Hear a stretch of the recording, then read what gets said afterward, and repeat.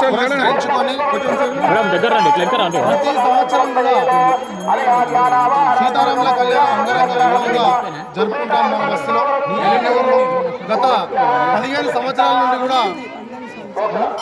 18 సంవత్సరాల్లో కూడా సీతారాముల కళ్యాణం ఇక్కడ జరుపుకోవడం జరుగుతుంది.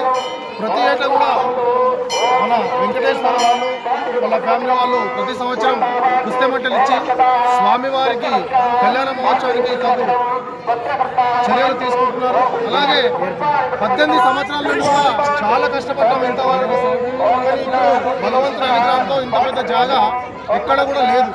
ఎందుకంటే ప్రతి ఒక్కరు కూడా ఆలోచించాలి, ఈ రోజు మన బస్సు ఇంత జాగా ఉంది అంటే మనం చేసుకున్న పుణ్యం.